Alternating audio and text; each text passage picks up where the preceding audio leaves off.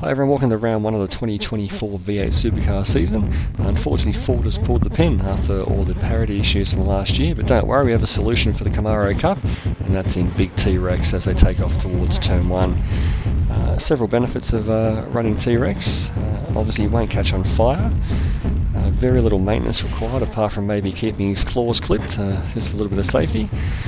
As the car makes a bit of a run on the outside there up into turn two, but the T-Rex will take care of that by just running him wide open into the barrier there. And that'll go to the stewards, but will be a very short meeting, as T-Rex will probably just rip their heads off once they start talking. His fuel costs will be probably a little bit high.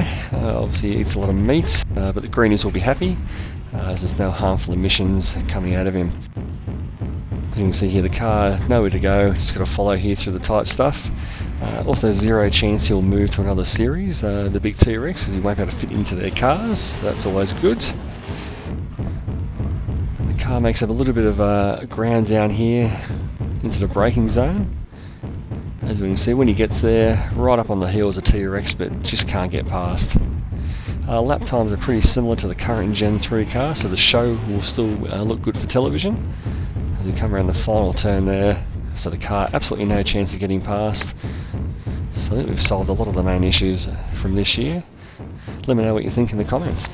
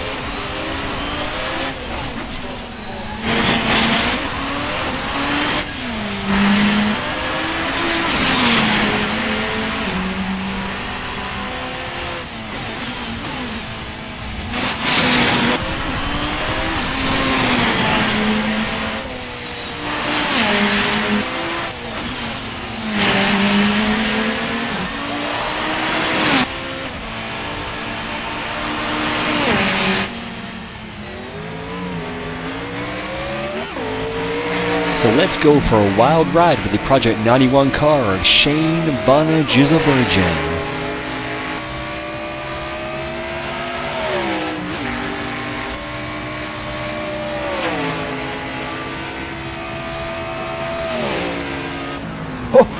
Oh, did you see that? I tell you what, SJV is really on it here. Oh my gosh! Look at the car control here from Shane Gisbargen.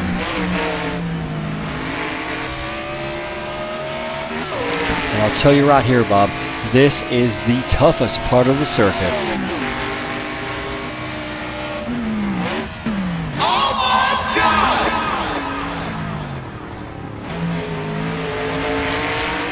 I've got to tell you folks, I've never seen anybody control the car with both their hands and their feet.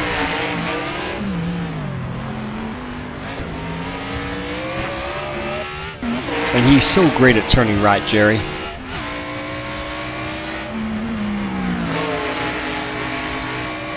Oh my God! Could not have said it any better, Dottie.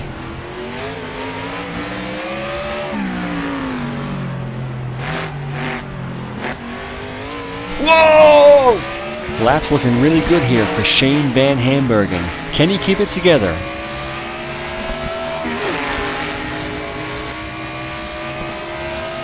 And the Australian takes pole at Indianapolis. Hi everyone, welcome to Assetto Corsa. We're here at Spa. Grand Prix is on this weekend, of course. It's been very wet all weekend. So we're going to jump in the mid-pack here and just have a look at how much or how little we can see in the rain. With the amount of spray coming off these cars. So we're heading to La Source. I expect to get hit in the back here by the AI in a second. But nothing so far, which is good. As you run down the hill here towards Eau Rouge, you can see absolutely nothing. The amount of spray coming off there is absolutely phenomenal. I can see when they're harvesting energy, but I don't have their rain lights on. I'm not sure if that's a setting in CSP, if you can turn the rain lights on. I'm just missing something in there, but as you hit the Camel Straight there, you can see an Alpha Tauri just popped out of nowhere. Cannot see a thing. And the AI have their DRS open, so I'll do the same.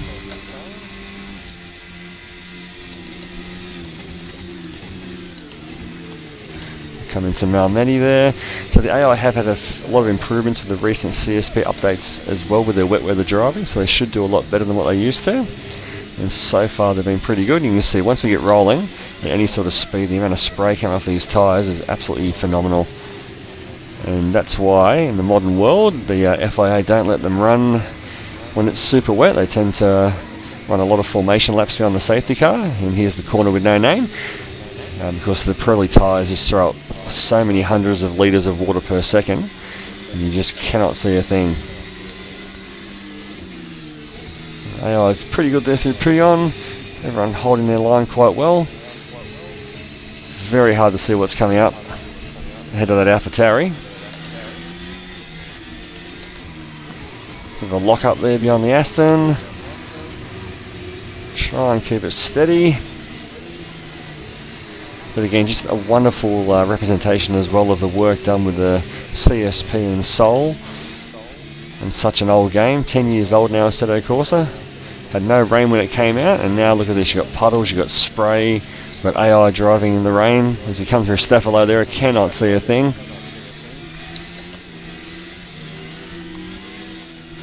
The car aquaplaning there in 4th or 5th gear. Car on my outside there's got a bit of a run. You can see the puddles on the inside of the curve there. And of course you can adjust all this stuff through the sidebar menu in Assetto Corsa. I've just got it on the standard rain. Haven't played around with the debug settings.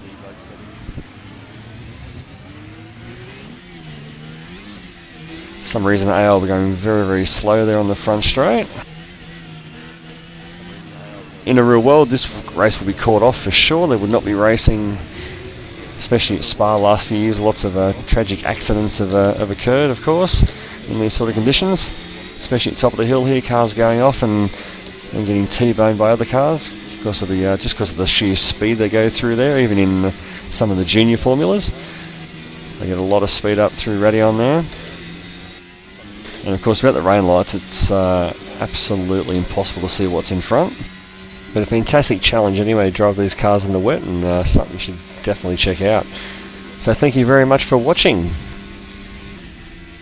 You want to see some cars flying over here? I reckon in about a minute and a half, or when everyone's ready, we're going to have just bedlam here at the moment. Might actually see him pull over the side of the road and just let it all play out, I think.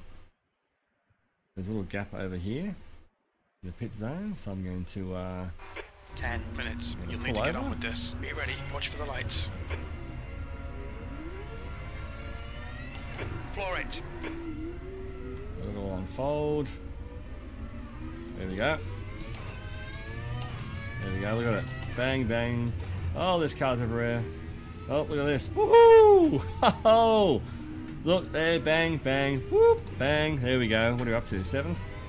Fantastic. There's a car there without a wing. Coming out. Oh, it's carnage. Follow him. Oh. Oh, out the way. Oh. They can't even follow yellow flag directions. Absolutely brilliant. Nash has retired. And there's going off here. Look at this. Crashing on the yellow flag. Brilliant. Bloody hell. Yep, random grid. Absolute carnage. Slow guys up the top, vice versa. Well, that was absolutely fantastic.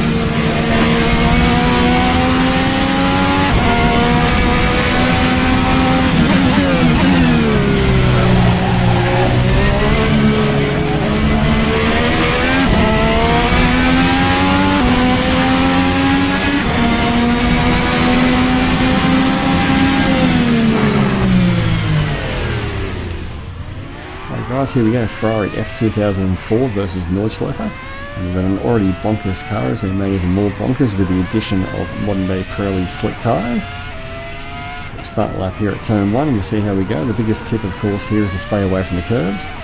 In this car at this sort of speed, if you touch a curb you'll be absolutely off in never region and there'll be no coming back if you hit and restart several times. So avoid the curbs at all costs. And tip number 2 is to make sure you know the circuit like the back of your hand, because everything happens at 1,000,000 miles an hour. There's a lot of corners depending on how you count them, anywhere from 70 to about 200 I've heard. I'm not sure what the official count here at Nordschliefe is, but there's lots of them. For example, this part down here, obviously it's big long straight for this car, it's full throttle, but they're all corners of course. But in this car it's just barrel through all of them at full speed. As we max the car out to about 352 kilometers an hour, I've lowered the wings a little bit from standard, and just put one more click longer gearing on the 7th gear. Super late on the brakes. It's amazing how late you can brake in this car, being so light and nimble compared to the modern Formula 1 cars. So we head down the roller coaster here, just touch the curb in there, see how much that unsettled the car. Now, top of the hill here, you pick a spot in the sky and just aim the car for it. It's very blind. Fantastic bit of road, this bit.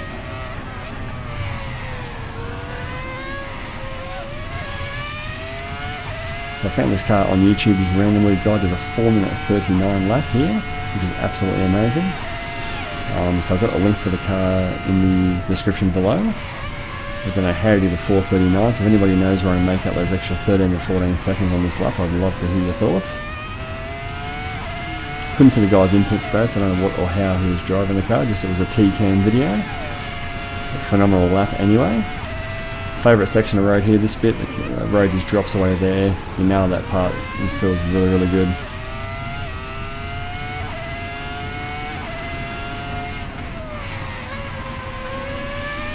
Slightly off camber this corner, always easy to lose traction there. And a little bit of respite now before the big long back straight. We're about to hit the halfway mark of the lap already. Got the 11-kilometre marker coming up to our right hand side just there. That means we're halfway around our 21 kilometres. Again, important to keep those wings low so you don't lose too much speed. Up here's always a balancing act here at Nords to go for high wing versus low wing, because you want the bit of wing for the middle section, but you need all that speed down those straights. So it's always best to run the wings a bit lower so you don't lose too much on all the fast bits. Getting super late on the brakes then to the right-hander before the carousel. I've tried both. I've tried going high, tried going through the carousel. Went through the carousel here, the force feedback just kicked me off there at the end. Super strong FFB through the carousel, very hard to keep the car steady. I don't think there's any benefit to going high or low. It seems to be about the same sort of speed through there, and this is my least confident part of the track. These next series of corners. Never ever seem to get them right in any sort of car.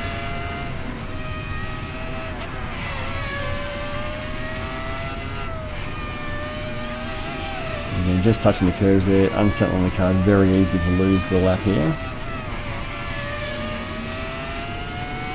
So everything's happening so fast. But once we get past this left-hander here, we're pretty much back in the safe zone. Well, for me anyway, that's my least confident section, that little bit there.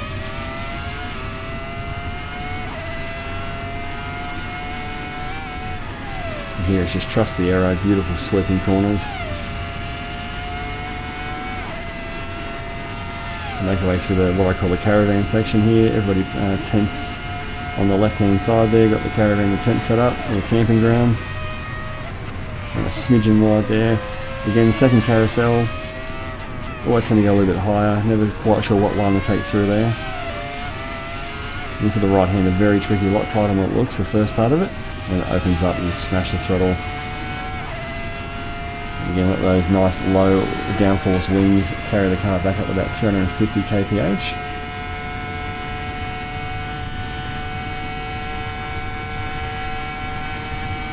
And by the time we get to the next overpass here, old mate would have already finished his 4-minute 39 laps. That's how far behind we are. Don't think it's a slow lap by any means, but I'm certainly way off the pace of what he was doing. As you now look to pick your final braking marker. Smash down through those last couple of gears. Alright guys, so there's our mental lap of the Nordschliefe and the Ferrari F2004. Jump on and grab the car for yourself and see what sort of lap time you can set. Thanks again for watching. Last down now after our first proper flying lap. Got the hot dog stand there too.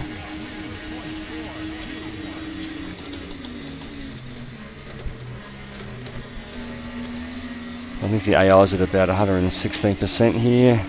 That's better, a little bit faster through there.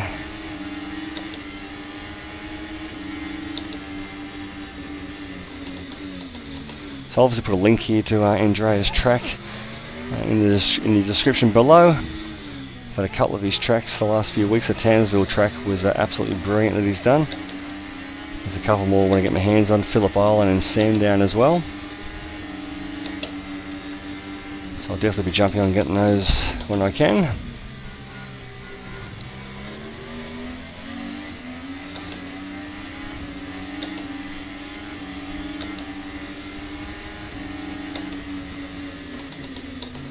That back chicane is so satisfying when you really nail that. You just sort of flow your way through there.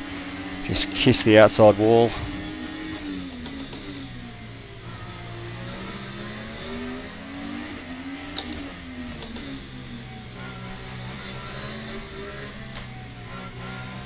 Just cut that corner a little bit there.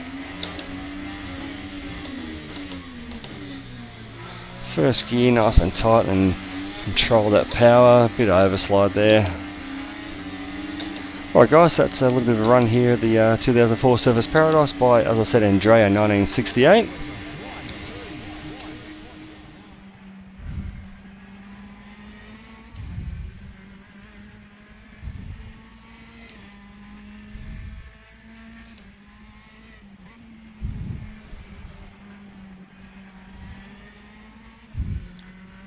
Of course, this is good for fuel at the moment and the tire.